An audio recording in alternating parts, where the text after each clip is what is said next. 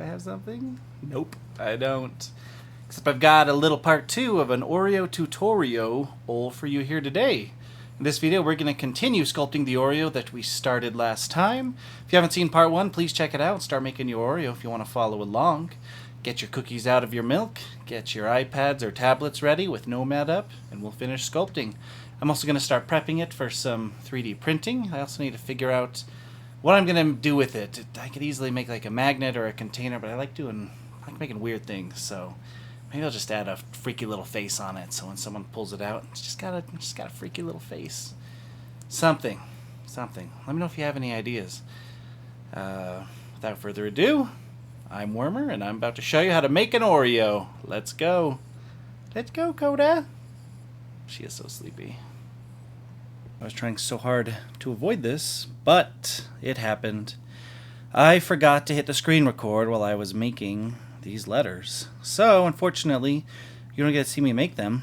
But if you're this far, it's the same process as we've been doing all along. You are going to copy and clone one of the hot dog shapes and then move it around to where you need to do. And I'm doing that here to make these little symbols that go around the oval. So, I've taken one, I've cloned it. I'm also putting it on the layer underneath a symmetry, a left and right symmetry, and this will allow me to center it. So as you can see, if you move it away from itself, it doesn't line up. And once you line it up perfectly, then you can pretty much safely know that it is dead center and ready to go. And once it's there, you can remove this outer hot dog I have from the mirror and give it its own place on the list. I then clone it again, and now I can move this one. So, just to make sure it's absolutely 90 degrees, remember, hit pivot, hit center, hit align, hit pivot again, and it's now in the middle.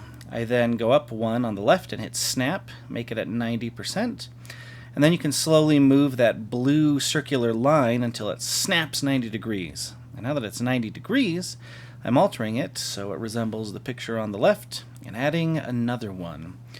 I really wonder what the story is behind this design. Do you think, what if these are symbols for a cult, and eventually, once everyone has ingested these runes, they're going to summon the Oreo demon? Yeah, that's probably not it. Anyway, we're going to continue this process, and we now need to make the little shapes on the side. So, if you look closely at the picture, you'll see they're slightly triangular shapes that are surrounding the oval.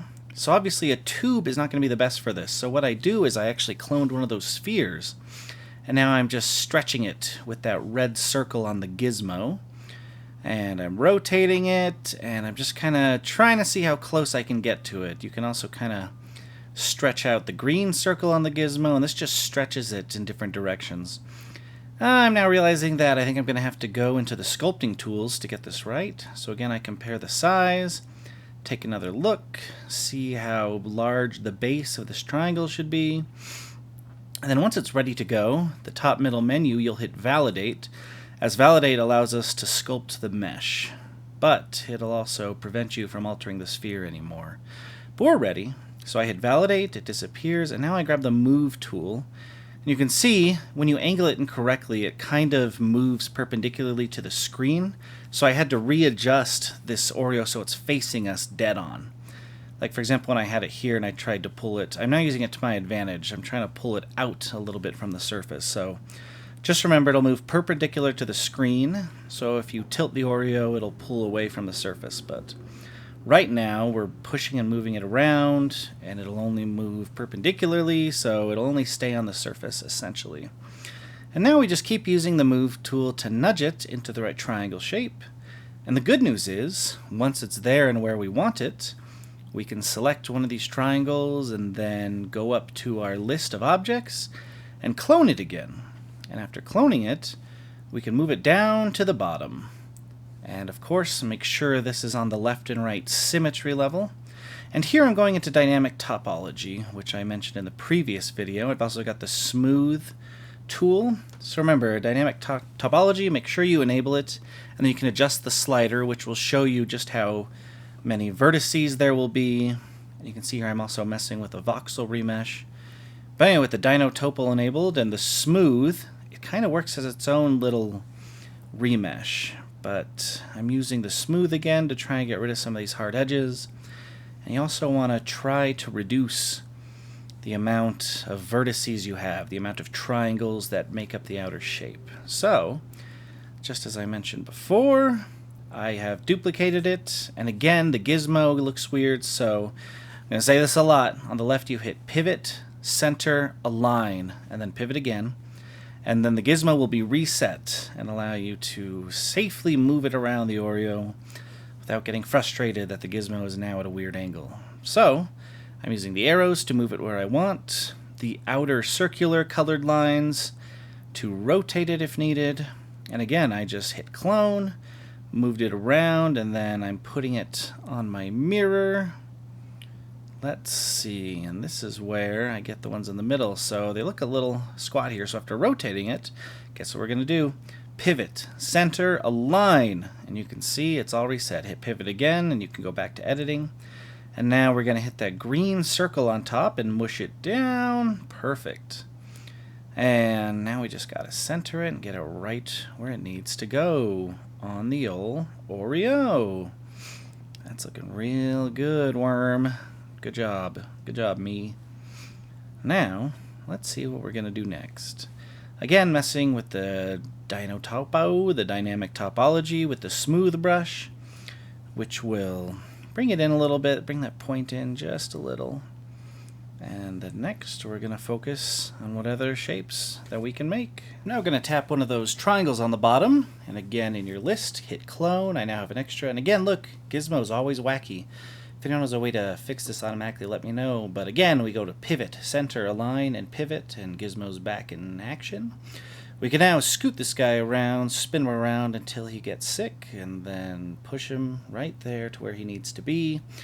He seems to be a little smaller, maybe tapered on one edge. So again, we're just going to move this, and then I'll use the move tool. You can even use the smooth paintbrush as well. And remember to engage your dynamic topology using the menu at the top with the diamond. And once that's ready to go, we're going to start making that bottom center shape, which after thinking about it, I realized probably would work best if we made a few tubes and just overlap them. Kind of like we've been doing with the symmetry plane. So that's what we're going to work on next. So I tap that vertical hot dog that's part of the R, go to my list, clone it again, and now I'll move it down with the gizmo, get it nice and centered there. I figure I can just make a couple of these on top of each other and just move one over to the side at the top, and that'll make the little flower shape of whatever this is. So I get it to the right shape. I'm then going to tap it, and when it's ready to go, I go back up to the top list, and I'll clone this guy. And then I'm going to take the clone and move it to a mirror, so that I now have two right on top of each other. And look, if you can scoot it around, you can either do the gizmo, like I did just there, rotate it with that red line. And I'm now going to go in and add some curves so it matches there. Perfect. Look at that. And remember, still make sure you have snap engaged on the top middle menu of the tube, which will keep it nicely nestled into the surface behind it and not sticking out. So now it's just a matter of adjusting these until they look right compared to our photo. Now that our Oreo is coming together, we're going to start to merge everything together into one piece. This is technically not necessary for you to finish your model, but as I'm going to be 3D printing it, this actually makes the 3D print come out better if it all fuses together and if I need to hollow it later. So technically it doesn't have to be done. But currently, even if you join these, they are all multiple objects just overlapping, and we want one big solid single mesh. So what I'm doing is going through each unvalidated shape and validating them one at a time. There's probably a faster way to do this, but I have had Nomad crash a couple times by trying to do this all at once, so now I'm just better safe than sorry. Anyway, anytime that you validate a mirror, let's see if it happens here. Not yet. You'll see a little pop-up kind of ask you if you want to join instances or uninstance. And basically what this does is it's asking you if you want all these repeated shapes to become a bunch of separate shapes or be all fused together. And we're going to make sure they are all stuck together. So here I am going to the mirror, and you see I make sure Join Children is selected at the top when I validate the mirrors and the symmetries.